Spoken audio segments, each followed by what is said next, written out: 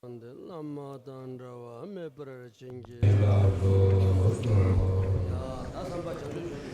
once more give rise to bodhicitta and listen with bodhicitta. So we concluded the explanation of generosity. We'll continue now with discipline. Today is also the Parinirvana anniversary of Kyabje Dorje Rinpoche.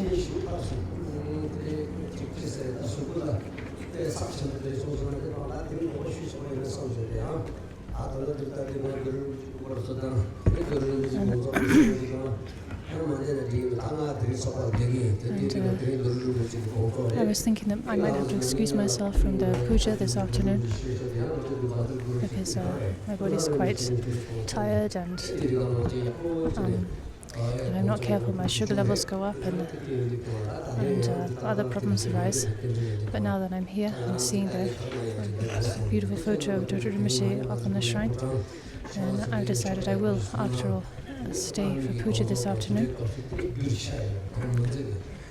So we'll do the same puja as usual this afternoon. Those of you with the liturgy will chant the liturgy, the Guru Yoga liturgy, and those of you without the liturgy will accumulate the Guru mantra, Vajra Guru mantra. Some of you might be chanting the Vajra Mani mantra. When we practice on these special anniversaries, like the Parinirvana anniversary of our great masters like Dorje Rinpoche, then the power of our practice is multiplied. And Dorje Rinpoche's incarnation has not yet been identified, or maybe it's not yet appeared. So if we supplicate on this special day, it's a very auspicious day. And if on this auspicious day we make pure supplications and prayers that his emanation may soon appear in this world, then there will be power to that, there will be benefit to that.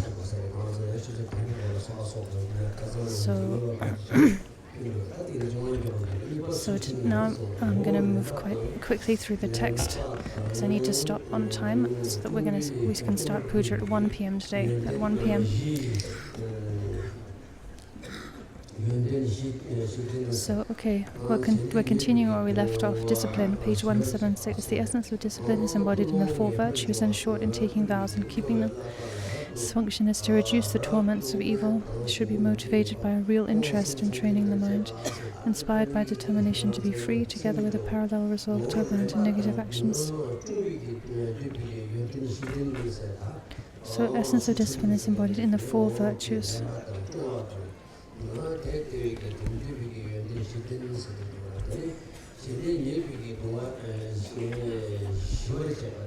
To take the vows from someone, to keep them with pure motivation, and so on. These 4 are explained in the endnote in our text. Discipline is called Shila in Tibetan, and Sanskrit, sorry.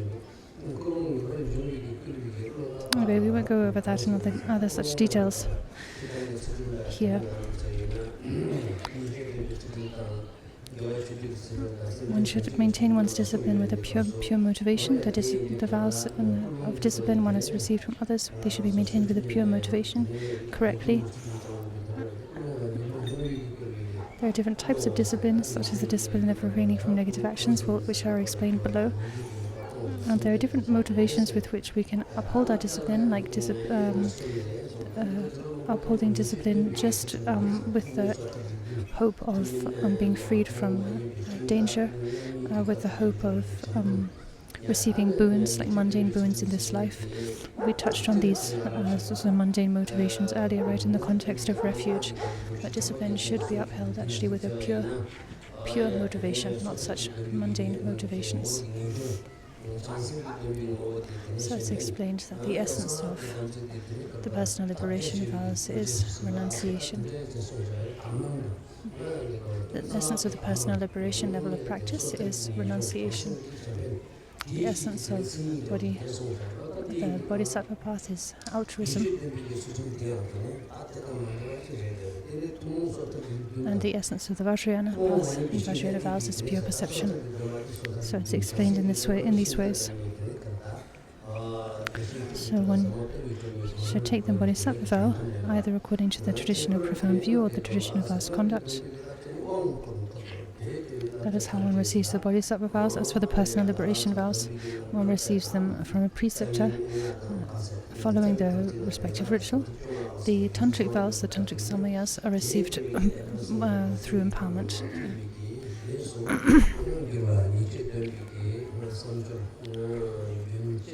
So the discipline of refraining from negative actions, this involves keeping all the precepts perfectly. So as we just listed, the different vows of individual personal liberation, the Bodhisattva vows and the tantric samayas, or the extraordinary vows of mantra vehicle, and cutting the stream of actions negative in their intention and in their execution that constitute shameful physical, verbal and mental deeds.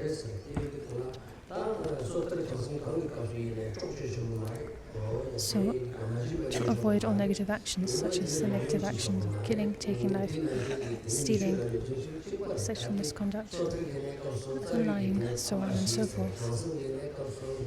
These are prohibited at all levels of practice, from the personal liberation up to the Vajrayana. So we receive these precepts and are prohibited from engaging in these negative actions from the level of personal liberation up. When you then take the Bodhisattva vow on top of the personal liberation vow, those personal liberation vows transform into the Bodhisattva vow. And likewise, when you take the Vajrayana vow on top of the Bodhisattva vow, the Bodhisattva vows transform into the Bodhisattva vows, or they contain outwardly. There's this principle of upward containment with the three levels of vows.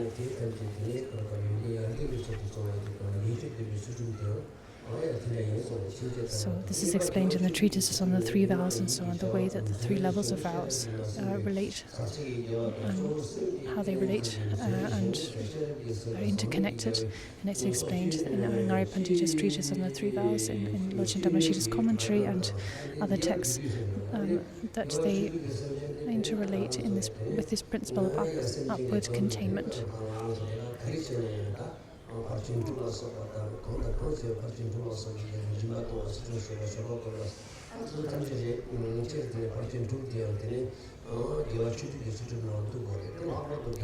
So we have then the discipline of gathering positive actions, the next type of discipline. All positive actions we perform, the 6 parameters, and all practices, all Dhamma practices, all different ways of practicing the 6 parameters. These are all included, must be included within the discipline of gathering positive actions.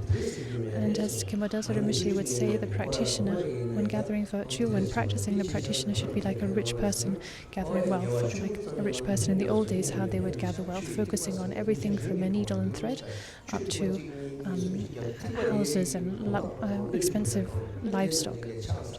So drop by drop we accumulate virtue, drop by drop we accumulate, we gather the strength of practice. So with each mani mantra, with each step we take around the stupa, for instance, with each prostration, with each session of meditation, with each scripture you study, with each retreat you do, everything, big and small, all of these actions, big and small, contribute to one's practice. So we should not belittle some actions like prostrations and circumambulations, thinking, oh well, I'm doing more important practice, I'm doing more significant practice, so I don't need to bother with those little things. That's not, we shouldn't have that attitude. We need to make use of all of these different practices. And as a practitioner also on this note, it's very beneficial for a practitioner to in the morning practice sang, this cleansing smoke offering, and in the evening sur, the burnt offering. These are wonderful practices for accumulating merit. Likewise, the water torma offering. These are skillful means of the Vajrayana. These are Vajrayana practices. Really skillful means. Easy to practice.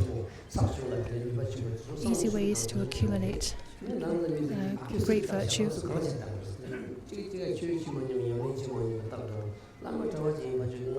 So, Lama and practitioner. If one is a Lama practitioner, it goes without saying that one should be doing these practices on a daily basis. Sang in the morning, sur in the evening, water torma offerings if you can. The different types of offering practices. You should not neglect these practices. If you think that these practices are unimportant, then that they're insignificant, then it just shows that you have not really understood what practice is about.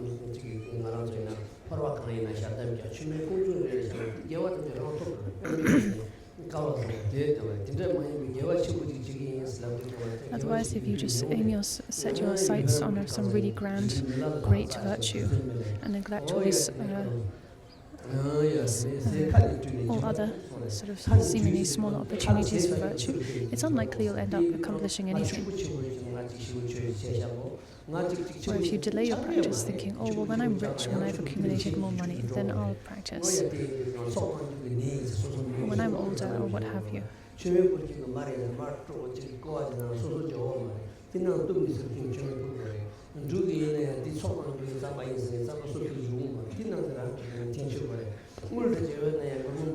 Dharma doesn't work like that. It's not like you need to accumulate a certain amount of money to get, so you can, I don't know, buy extra portions of butter to make butter lamp offerings, or extra bags of grain so you can make offerings. That's not how it works. You make offerings, you accumulate merit by offering up portions of what you have, however much or little you have. You make use of that. If you have a small amount of tsamba, for instance, or a small amount of food, you offer a portion of that food up to the 3 jewels in offering. If you have just a small amount of butter or oil, you offer a bit of that to make a butter lamp offering. It's not like you just put the practice off until you have a set amount of wealth. You just apply yourself, whatever your situation is, you apply yourself at all times, making use of what you have, what material provisions you have, what opportunities you have, what situation you have. And that's how you practice the Dhamma. This is what's taught in the words of my perfect teacher. This is how my own teacher, Kenshin Taoyuze Rinpoche, explained. As again, he would say, the practitioner should accumulate virtue like a rich person cultivating wealth, paying attention to everything, little and big. So, one's positive actions, they should be backed by wisdom. As I said before, in the context of the 3 excellences, all virtue should be infused by the excellent main part, which is free of the 3 spheres of agent, action, and object. Then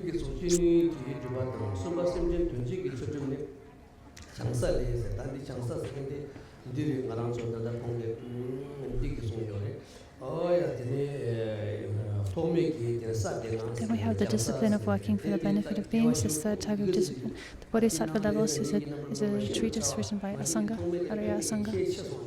It's an enormous scripture. He was just so learned, too learned.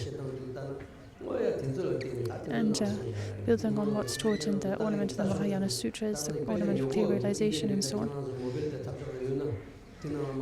he gives a really detailed, extraordinarily detailed explanation of the Bodhisattva levels, the Bodhisattva bhumis. And this text, Bodhisattva Levels, is freely available as a PDF for download online in various formats, so you don't even need a single rupee to access it. That said, it's such a detailed teachings that I didn't manage to make much headway with this text. Yesterday when I was had a look at it, I didn't manage to make much headway.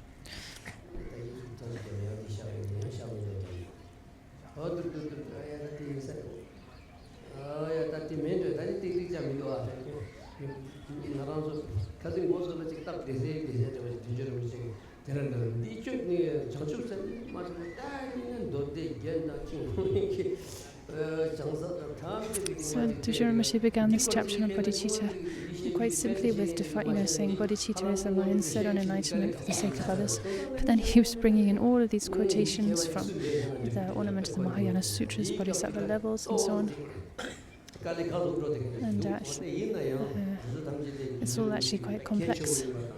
But this is because these points are so important, because bodhicitta is so precious. And because it's important for us to pay attention to all these different points, it's for those reasons that Kyabje Dushu Rinpoche has added these more complex details into the text here. So the Bodhisattva levels describe 11 ways in which a Bodhisattva benefits beings, but these can be summarized as assessing one's motivation to do whatever one can, physically, verbally and mentally, solely for other beings' welfare, and then carrying out any actions one can to actually help others.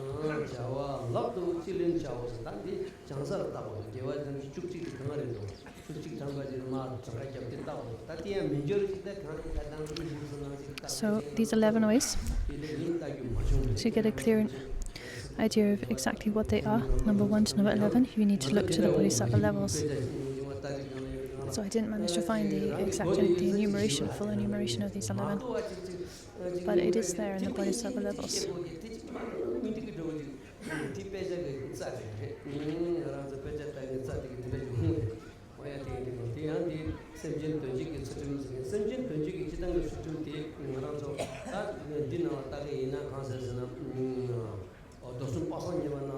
If you look in Lojin Damashiri's commentary on the treatise on the three paths, he explains the discipline of working for the benefit of being is contained in the 4 means of attracting disciples. But that's how you enact the discipline of working for the benefit of sentient beings. So why does it explain that way? Because all of the activities of the Buddhas, the enlightened ones, can be condensed in the 4 ways of attracting disciples. Of course, we have the activities of pacifying, increasing, magnetizing, and subjugating these tantric activities. But the main primary activity of the Buddhas is teaching the Dharma. That is the most important activity, the main way in which they benefit sentient beings. So, in the case of our teacher, Buddha Shakyamuni, he went to Sanath in Varanasi and turned the first Dharma wheel of the 4 truths, and in other places turned the second Dharma wheel, the third Dharma wheel, and so on.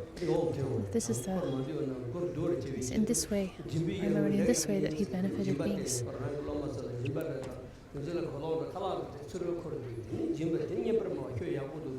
So, part of that is the 4 ways of attracting disciples. So the first of those is generosity. So to give people food and drink, hospitality. And then to talk to them pleasingly, to make conversation, to make a connection by making pleasing conversation. And so you shouldn't immediately, when you barely know someone, when you just made a connection, immediately start scolding and laying into them. And that is not the way for a teacher to attract disciples. And then the teacher teaches the Dharma in accord with the Dharma, and then also teaches beings, so to speak, teaches disciples by practicing what they preach. So these 4 means of attracting disciples. It says the main activity of the Buddhists, we can say, the main way of benefiting sentient beings.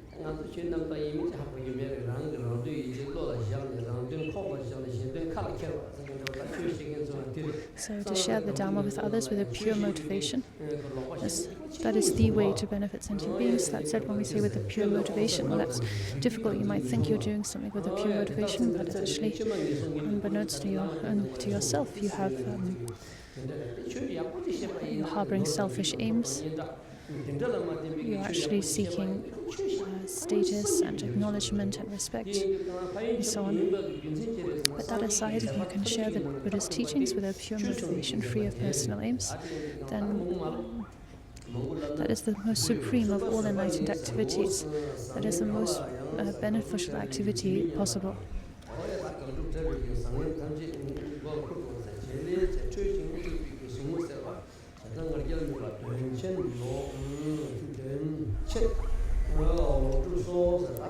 So now patience, the third paramita of patience. The essence of patience is to think nothing of good or bad, and so on. Its function is to remove the anguish of being angry and in conflict. The point of patience is to train so that our altruistic attitude is immovable and irrepressible in the face of those who hurt us with their ingratitude and so forth. So to reach the point where one is not shaken by people's ingratitude, by their aggression,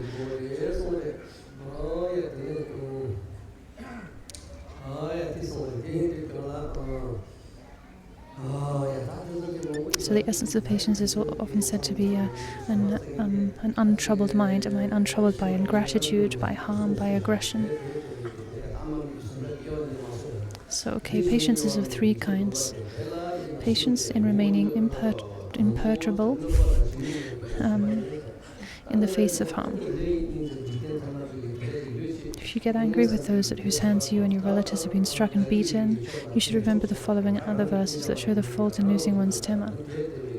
So on a kind of worldly, ordinary level, then it's kind of totally understandable. It's normal to feel angry when someone harms you, when someone harms those close to you, or if someone steals from you and so on, criticizes you, abuses you. It's the normal thing to respond with anger. But as the words of the Way of Bodhisattva says, teaches us, all the good works gathered in 1,000 kalpas, such as deeds of generosity or offerings to the blissful ones, all the good works, all the merit gathered in this way over 1,000 kalpas, a single flash of anger shatters them, just like a blazing fire can just burn things up in a few seconds. This is why it's said there is no greater sin than anger. There's no greater austerity than patience, because there's nothing more destructive than anger. So, of course, desire, attachment. And we're not talking just about sexual misconduct, like lust, physical lust, but also lust for material wealth and so on. That is a very negative, destructive emotion. But much more destructive than that is anger. Anger does so much more harm, and it destroys oceans of merit, eons of merit. So, this is why it said there is no greater evil than anger. There's no emotion more destructive than anger.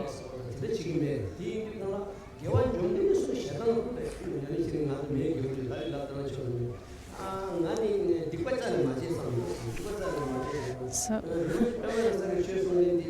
recently an old man I knew said, I thought I hadn't done any misdeeds. I thought I hadn't done any negative karma in my life. But according to what Pema Riksa Rinpoche says, it seems like I've actually done a lot of non-virtue. Why? Because I'm very short-tempered. So even if you don't kind of outwardly do negative actions, like physical negative actions physically, if you harbor anger, if you harbor aggression, then you are accumulating a lot of non-virtue and you're destroying your own virtue. So there's so much to say about this quotation that is mentioned here, and every line of the text here, like for instance the reference to the bodhisattva levels we have above. So much to say about all these points, but we don't have the time and just don't have time to go into that detail here.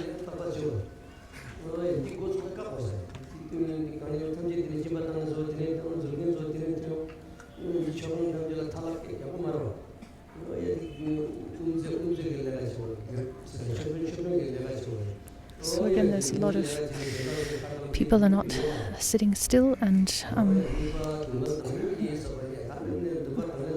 there's a lot of hustle and bustle on the teaching. Well, it should not be like that. Whatever our responsibility or role is, we should uphold that role, right? Like the disciplinarians should discipline those in the teaching role. And all of that. If you're the chant master, you need to fulfill that responsibility of chant master. If you're the shrine master, you need to fulfill that responsibility. But it seems it's all falling to me. I have to make announcements like, don't bring your shoes into the hall, don't talk, don't do this and that. It's not actually my role, right? So whatever your role is in life, you need to fulfill it. Anyway, back to the text. As well as this, make use of the 5 ideas and the 9 considerations to develop patience, thinking nothing of such harm. Now, patience in happily accepting suffering. Well, one needs to develop patience. Patience in the face of hardships, patience in the face of austerity. You can take inspiration from the great masters like Jetsun Milarepa. So many others. Look at the hardships they went through, hardships in terms of their body, their speech, their mind, the hardships they embraced for the sake of Dharma, the patience they mustered for the sake of Dharma.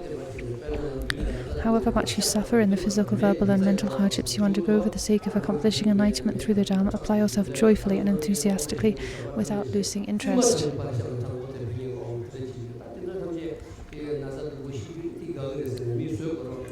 So, these days some people need to have a heart operation, they're at risk of dying from a blocked artery or what have you, and they have to have a very serious operation where their entire chest is literally cleaved open. That's an incredible hardship, an incredible suffering. I mean, of course, yeah, going through that kind of surgery, but it's better than dying, isn't it? So, yeah, seeing the benefits to be gained, people are willing to endure that hardship. So likewise, for the sake of Dharma, meaning for the sake of enlightenment, we need to be willing to endure hardships.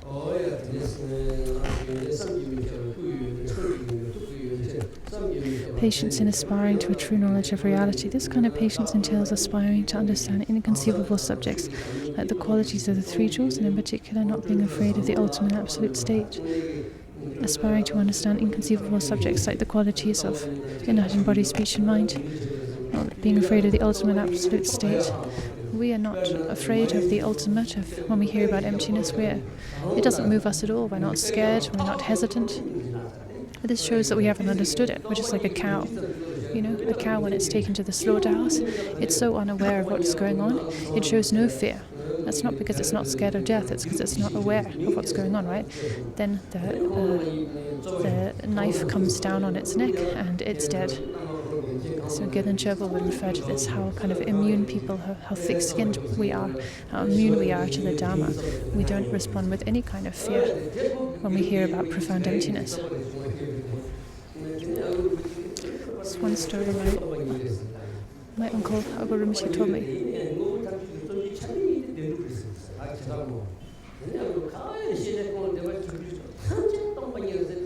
He was debating with another scholar who said, yes, ultimately everything's emptiness, but on the relative, we can't say things are emptiness. On the relative, things are established in their own way. If you don't say that, if that wasn't the case, then everything would fall apart. The conventional would fall apart. And my father Agro Rinpoche said, no, everything is emptiness without natural existence, not just on the absolute plane, but on the conventional as well. Everything is just unreal, including the two partless phenomena. And the scholar responded with kind of real fear, said, don't say that, you can't say that. If you say that, if that were the truth, then the whole world will fall apart. But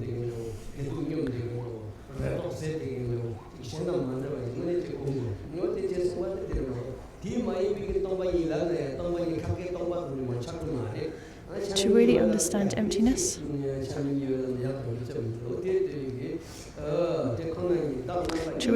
if you really understand emptiness, then you will understand equality, equanimity, in your own experience, suffering and happiness, good and bad, high and low. These things will be equalized. You will experience them as having equal taste. That's the result of understanding emptiness. But do we have that understanding?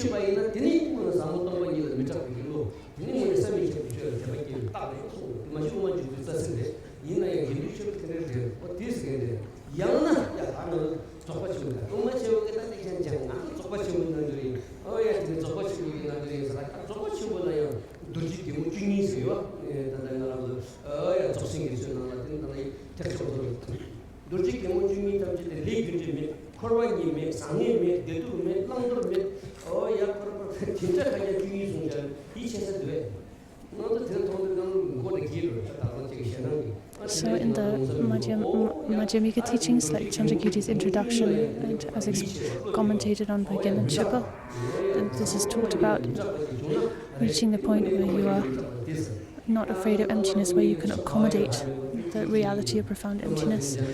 And at the level of the great perfection, a lot of you here will think, well, we are great perfection practitioners, even higher than Madhyamaka. But then look at a great perfection scripture like entering the way of the greater vehicle. There's 12 aspects of emptiness are taught, like transcending karmic cause and effect and so on. Can you actually understand and accommodate those things? We cannot accommodate such things, right?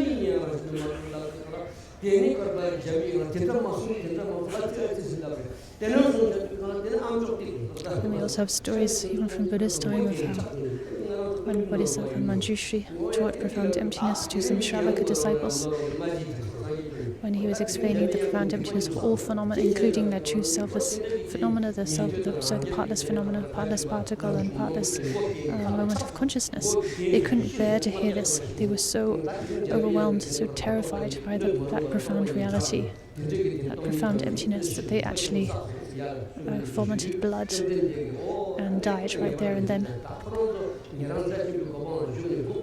So actually one should not teach profound emptiness to people who can't take it.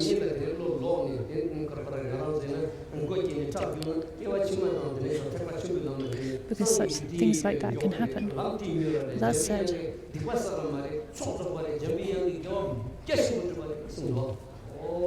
and Manjushri taught emptiness to these Shravaka practitioners, and they ended up dying. Well, he might have been criticized for doing that and for harming those Shravakas by teaching them inappropriately, but actually he accumulated great merit, because he benefited them in enormous ways. They died in that life, but then they would rebirth as Bodhisattva practitioners, and because they had that seed of those teachings, then they made great progress on the Bodhisattva path. So actually he benefited them enormously and accumulated great merit. Anyway, there's a lot of stories and discussion about things like this in the scriptures.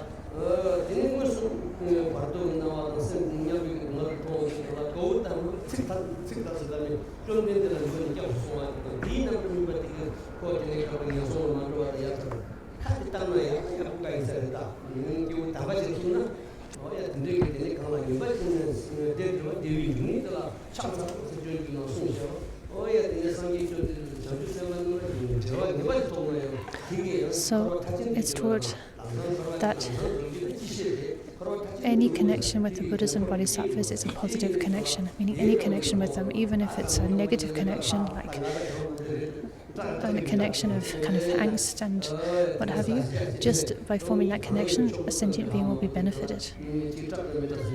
The connection with the Buddhas and Bodhisattvas, whatever its nature, is a connection to the path to enlightenment, the path to liberation from samsara. And there's again lots of stories about that speak of this.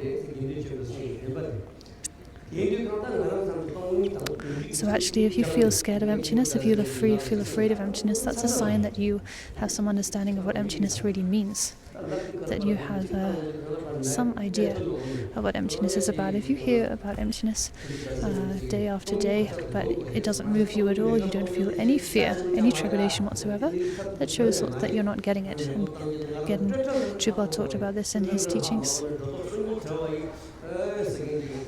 But profound emptiness is the state we need to realize, we need to understand, the state of simplicity beyond all constructs, beyond all superimpositions.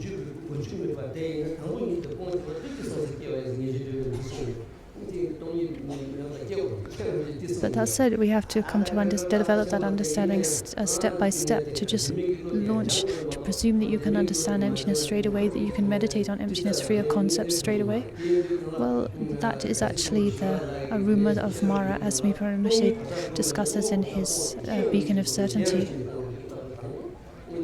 So to begin with, one needs to develop an understanding of emptiness, an understanding of what we call partial emptiness, the mere absolute negation, the negation of existence, because that is what we are so fixated on, existence. So we need to negate that mindset, that confusion, with what we call a partial absolute negation that merely negates the extreme of existence. First of all, we need to habituate ourselves with that, train in that kind of emptiness, and then step by step we can come to understand and familiarize ourselves with great emptiness beyond all constructs. But it's foolish, very foolish to presume that we can gain an understanding of a profound emptiness beyond all constructs straight away from the outset.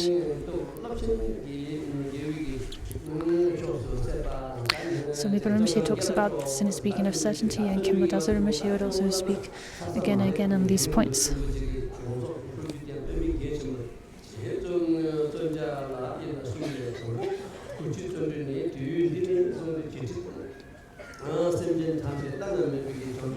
Anyway, we must get a move on or we won't finish in time and have enough time to do the puja in commemoration of Guru Rinpoche's parinirvana. So now diligence, reading through the lines on diligence, the 3 times of diligence. First of all, Alma-like diligence, which is to think from now on until every single being has been brought to a level of enlightenment, I will not abandon my efforts even for an instant.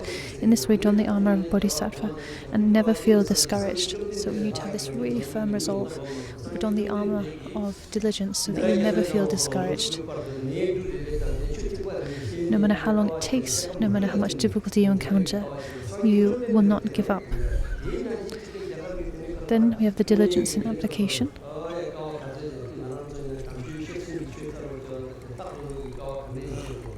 There's so many stories from the past. Practitioners in ancient India, like the ever-weeping Bodhisattva, and so many others, and then practitioners like Jetsun Milarepa in the snowy land of Tibet,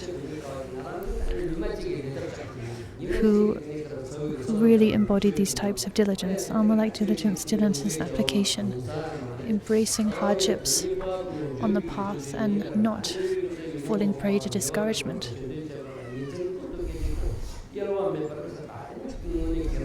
So those stories are very instructive and very inspiring to read and contemplate. Diligence in application is to persevere all the time, night and day, in getting rid of afflictive emotions, performing positive actions, and working for the welfare of others by means of constant application and devoted application, and so on. And never feeling that you've done enough, never being satisfied with what you've done.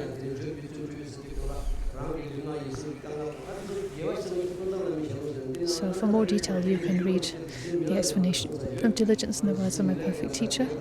And you can also look to Jetsun Milarepa's life story. Look at the way, the hardships he endured. And then look at the examples of your own teachers. For instance, if I think of the way my root gurus Khema Daza Rinpoche and Khema Chögyal Rinpoche lived, the hardships they endured, the efforts they went to when following their root guru, Pujuru Rinpoche.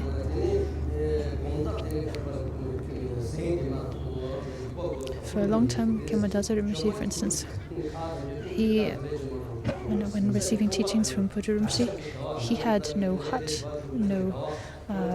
not even a tent. Back then, when you went to study with a teacher or at a monastery, you didn't automatically get given a room. It's not like these days where everything was provided for you. You had to provide for yourself. So Khema Daza Rinpoche didn't even have a hut or a flimsy cabin or a tent. He lived for a long time, and this was in Kham, where the winters are extraordinarily harsh. There's meters of snow, week after week, month after month. He lived in some sort of crevice in the ground. He placed some branches on the top, and each night as he went to sleep, he would take his shawl off, his zen off, place it over those branches to kind of create an enclosure, and sleep. And then in the morning, he'd get up, his zen would be covered with the snow that had fallen at night. He would shake the snow off his zen, put it on, because he didn't have a change of clothing, and then he would go off to receive teachings from his teacher. So this is just one detail, just one example of the hardships Khema Daza Rinpoche experienced, and Khema Chögyal Rinpoche was no different. Then we have the diligence in benefiting others. In the words of my perfect teacher, the third type of diligence is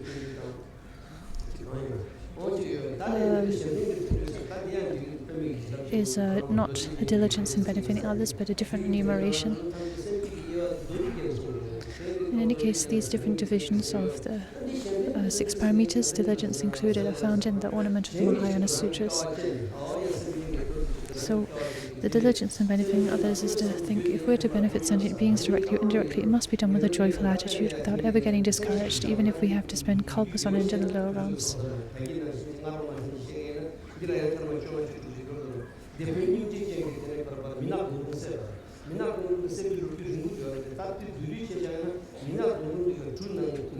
So, to quickly tell the story of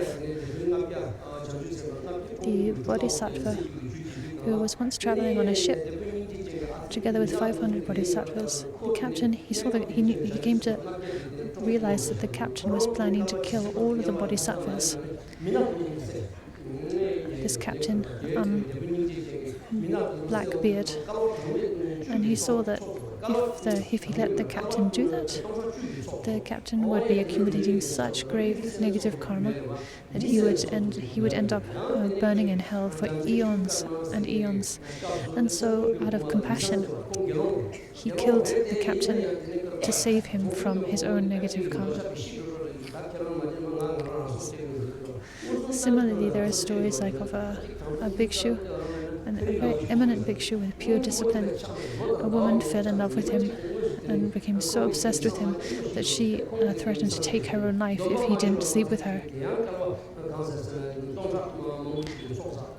And so he offered his vow back and fulfilled her wish to save her life, right? To save her from taking her life and also from generating the negative karma of compromising someone's discipline. So on the surface, those actions might look like negative actions, right? Negative karma, because the physical deeds, taking the life of a human and giving up one's discipline, engaging in sexual conduct. But because of the motivation and the situation, they were actually actions of enormous merit, enormous virtue.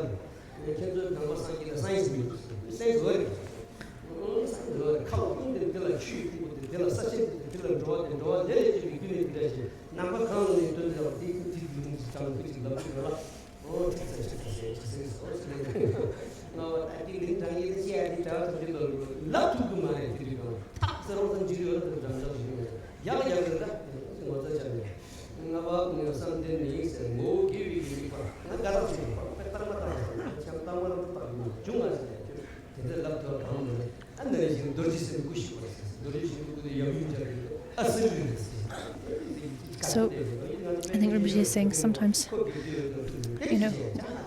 one might be very learned and familiar with the scriptures and even know many pages of text off by heart, but we need to be able to bring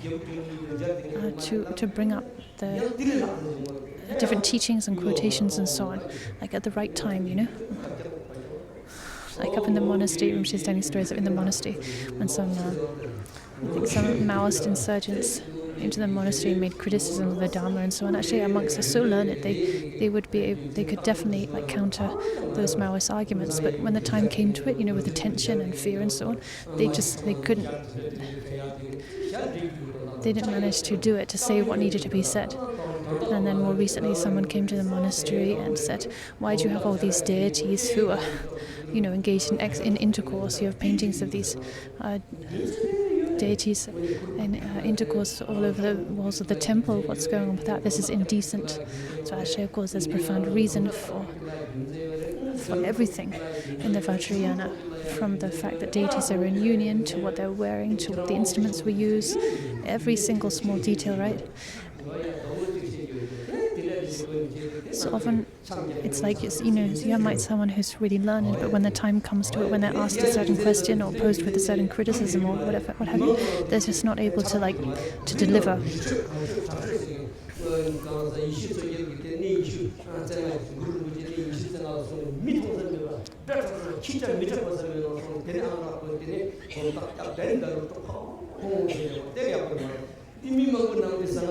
In any case, when it comes to the Vajrayana, to the instruments and ritual objects and different aspects of ritual practice, Vajrayana practice, there is meaning and significance to each and every aspect of it. So we should be aware of that. Everything, Lama dances, instruments, music, the different objects we use.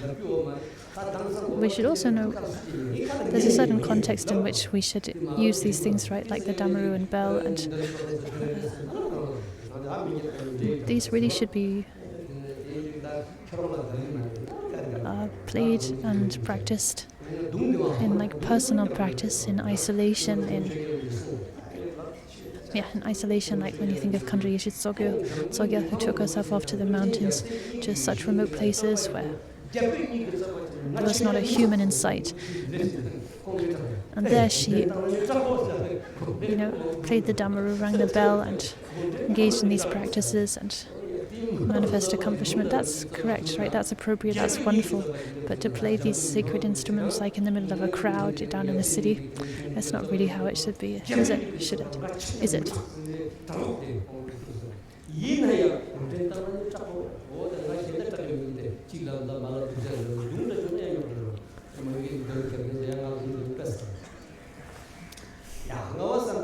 And I think Rinpoche then was saying,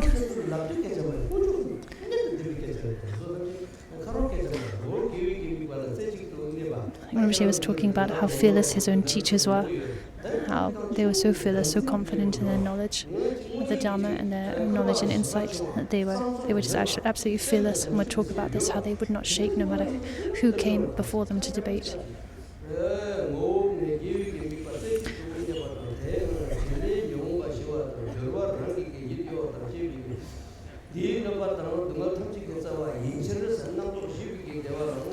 Concentration, the fifth of the 6 parameters. The essence of concentration is to remain one-pointedly focused on virtue. Its function is to reduce afflictive emotions, and so on. Concentration requires preparation. It involves avoiding the 5 faults, relying on the 8 types of mental application, which we described, which we went through earlier on in the text. The concentration that procures a feeling of well-being in this life. This is achieved by applying the 9 methods of settling the mind. So, Jyotchen Rinpoche's explanation of concentration here, the 3 types of concentration, are not really straightforward. They're quite complex, only really accessible to those who've already done quite a lot of study, to scholars. There's mention of the 9 methods of settling the mind and different sets of qualities and so on. A lot of knowledge is presumed here.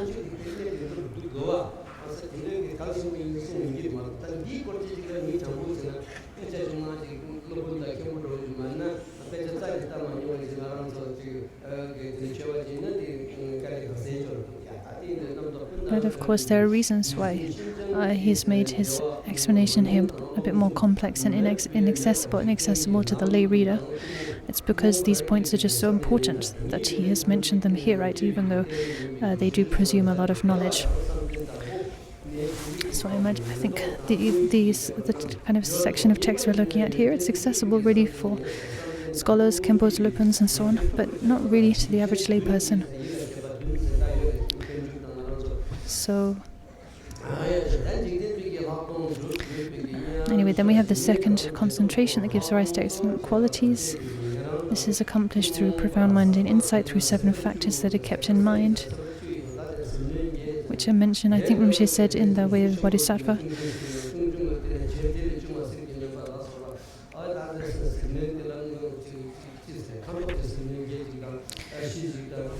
By fully accomplishing the 10 powers of perceptual limitlessness, 8 kinds of perceptual domination, and so on. All of these enumerations are found and described in Mipham Rinpoche's Gateway to Knowledge, Maitreya's Ornament of the Mahayana Sutras, and so on. We won't go through them now. In this way, one completes the paths of accumulation and joining, the concentration that benefits sentient beings. Next, from the path of seeing onward, one attains the concentration of the sublime beings, which is known as the untainted concentration or virtuous concentration of the Tathagatas.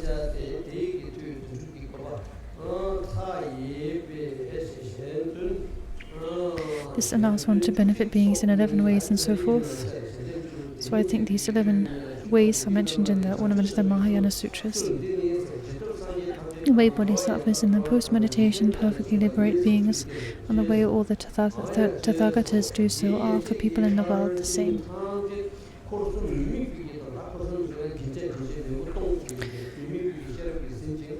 In practicing all these transcendent perfections, we should reinforce them with the wisdom devoid of concepts of subject, object, and action, these 3 spheres of subject, option, and action. We should be free of attachment and expectation, and at the end we should perform dedication free of concepts. They should all be endowed, all the perfections should be endowed with full factors.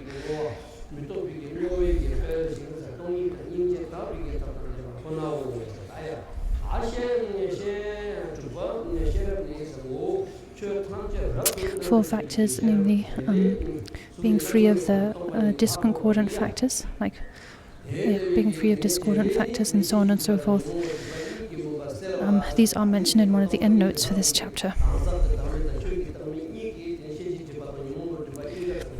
Anyway, now we come to wisdom. The essence of wisdom is intelligence that perfectly discerns the nature of all phenomena. The nature of phenomena being profound emptiness. Its function is to clear away the gloom of the two kinds of obscuration. To make transcendent wisdom grow, listen and reflect, and once you have these two, meditation will arise from them. The thence unsurpassable accomplishment will be gained. So one should cultivate the wisdom of listening, then the wisdom of reflecting, the wisdom of meditation. Each of these three wisdoms stem from the previous.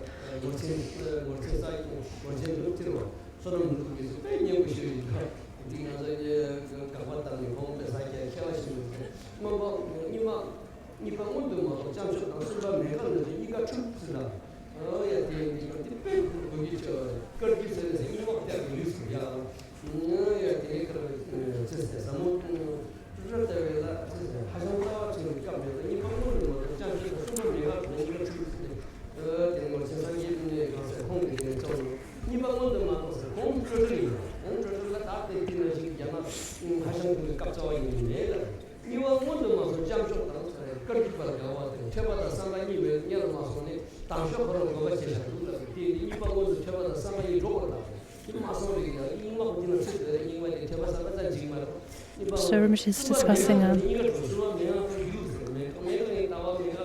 some details and points of kind of contention and clarification by, I think, a Sakya master.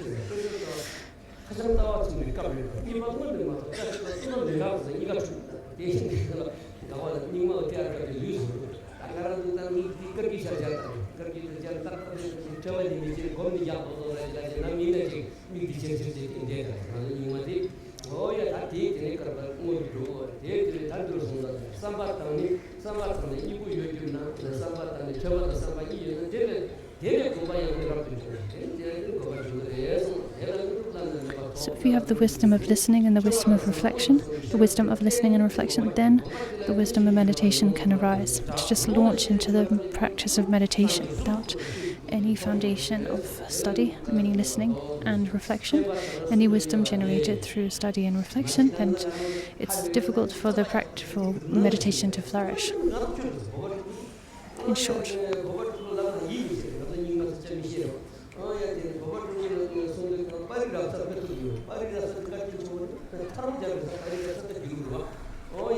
Pupachuku, the great master Pupachuku of Nyingma, he's a Nyingma master, and some other Nyingmas might struggle to believe this, but he would join his palms together and say, "Oh, Parirapsa." Parirapsa, who's a Gelug scholar who debated a lot with Mipo Rinpoche. And Pupachuku would say, "Oh, Parirapsa was so kind." A lot of Nyingmas kind of very critical of this Parirapsa because he dared to criticize Mipo Rinpoche. But then in response, Mipo Rinpoche and Parirapsa had this kind of debate or discussion, which ended up in the form of a treatise clarifying a lot of important points, actually. A very beneficial text, a very beneficial discussion.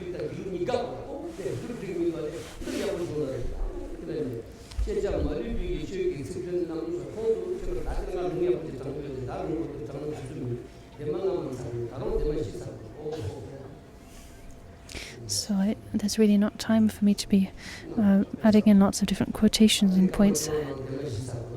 I've only got through 4 pages so far this day.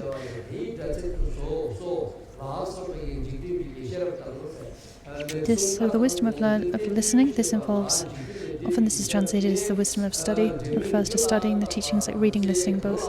This involves mastering the words and the meaning of all branches of knowledge. When we speak of wisdom here, it's a case of the cause being named after the result. We should therefore study extensively so as not to be ignorant in any of these disciplines.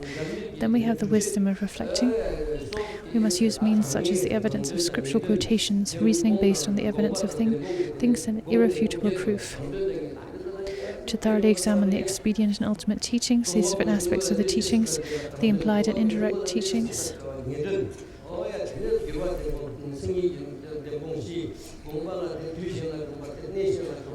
So these are these different aspects of the teachings, different aspects, different types of teachings, expedient, ultimate, or expedient, definitive, implied, indirect, and so on and so forth. There are these and further distinctions.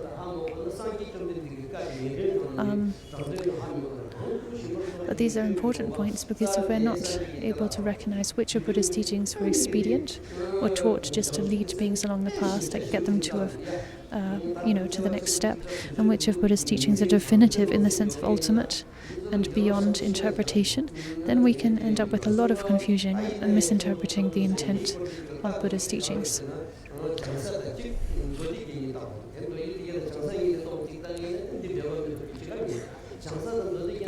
So to explain and unravel Kyabje Drüje Rinpoche's teachings here, explanation of the 6 parameters and so on, then we should refer to the ornament of the Mahayana Sutras and also Asanga's Bodhisattva levels. So all of his explanation here, exposition, is rooted in those texts and further explained in further detail in those texts. And of course, the whole commentary is kind of rooted in or relates to the words of my perfect teacher.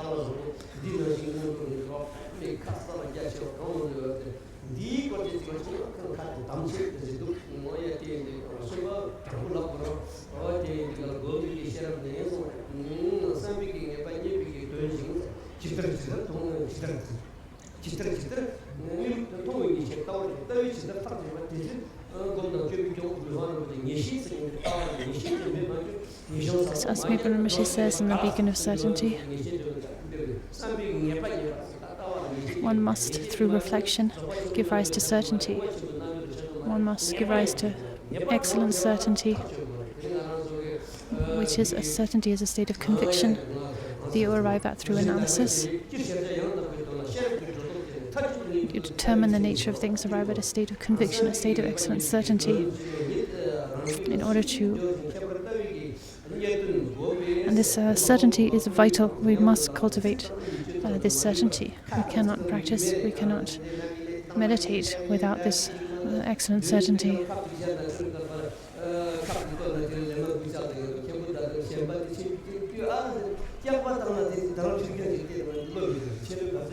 Otherwise, just to, have a lot of book learning, to be learned in the words of the teaching and to talk about being free of attachment, it's really not of much use.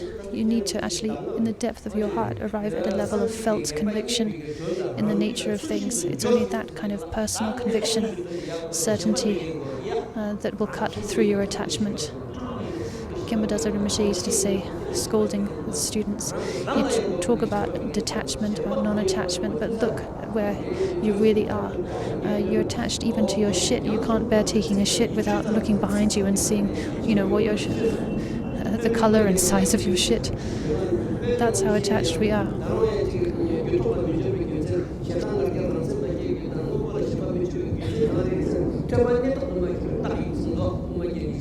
So the point is, we need to cut through our attachment, and to do that we need to generate certainty in the nature of things. Otherwise, to just study and teach and while away one's time.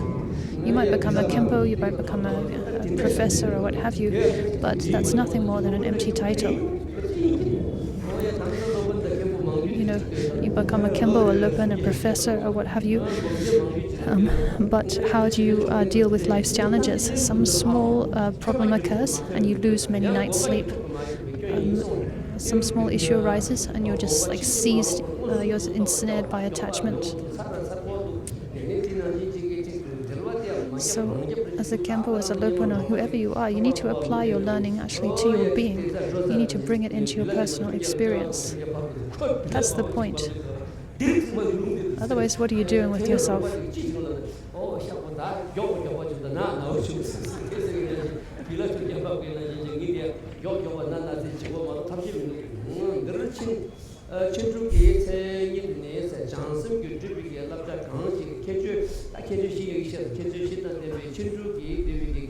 And the other wisdom of meditating, the defining characteristics of the 6 transcendent perfections. So we're just running through the text here. The 6 perfections should all be endowed with 4 distinguishing features, which I mentioned earlier. So they are Each perfection should be devoid of anything that runs counter to the respective transcendent perfection. Secondly, it should be supported and permeated by wisdom, in that it's free of the concepts of subject to object and action, the three spheres. Thirdly, it fulfills its function in bringing about others' welfare in the meantime. And fourthly, it brings the beings to ultimate maturity on any one of the three levels of enlightenment. So all six perfections should be endowed with these four features. Then we have the different categories of the six transcendent perfections.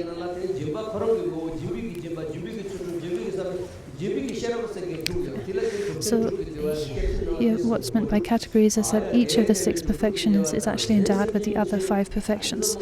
So you have the generosity of generosity, but then you have the generosity of discipline, the generosity of patience, the generosity of discipline, the generosity of meditation, the generosity of wisdom. As explained here, the generosity aspect, the discipline aspect, and so on. There are thus 36 subdivisions in all. These and other categories are explained in detail in the Sutra of the Fortunate Kalpa.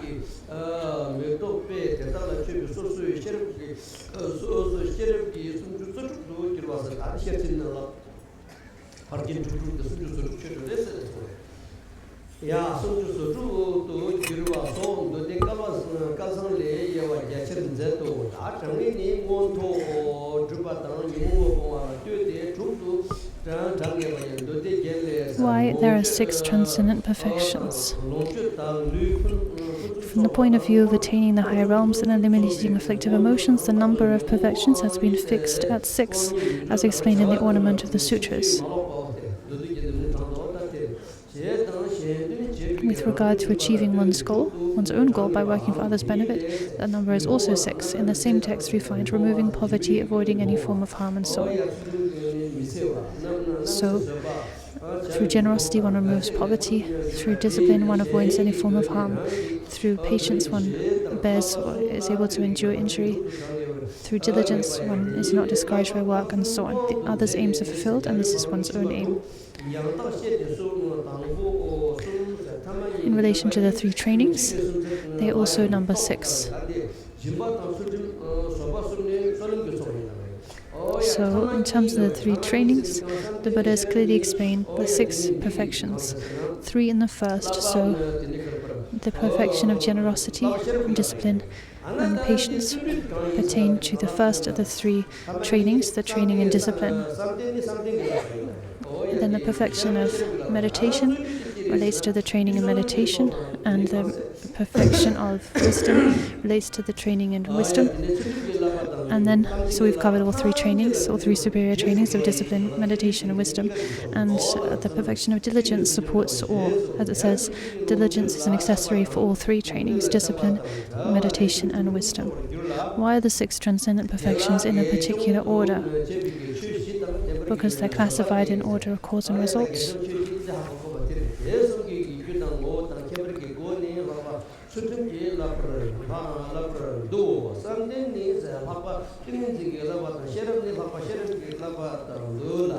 Because they're classified in order of superiority, and they're also classified in order of subtlety.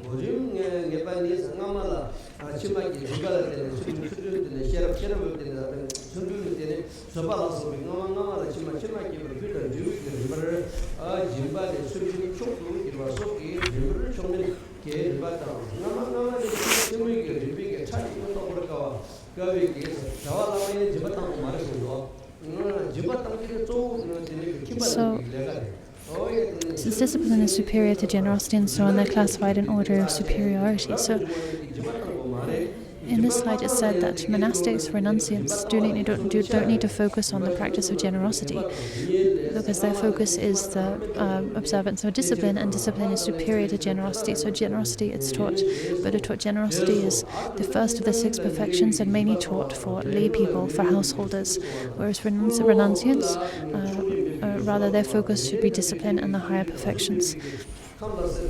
Because in dependence on the preceding one, the next one arises, and they are respectively inferior and superior, and because they are respectively gross and subtle, they are taught one after the other.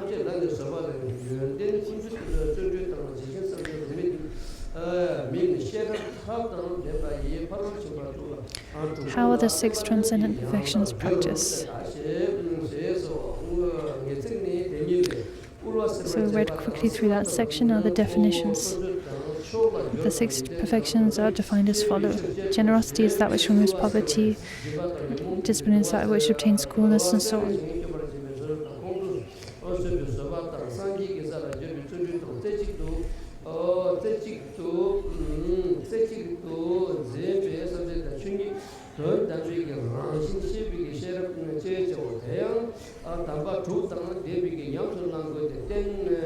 When we put the six transcendent perfections into practice, it has to be with six supreme elements. The supreme sword is to have bodhicitta, the supreme substance is to engage in the six transcendent perfections wholly, not partially, and so on.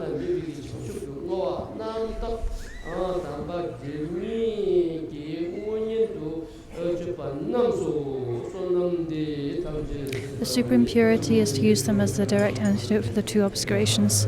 So we'll stop here, dedicate the merit, and dedicate the merit.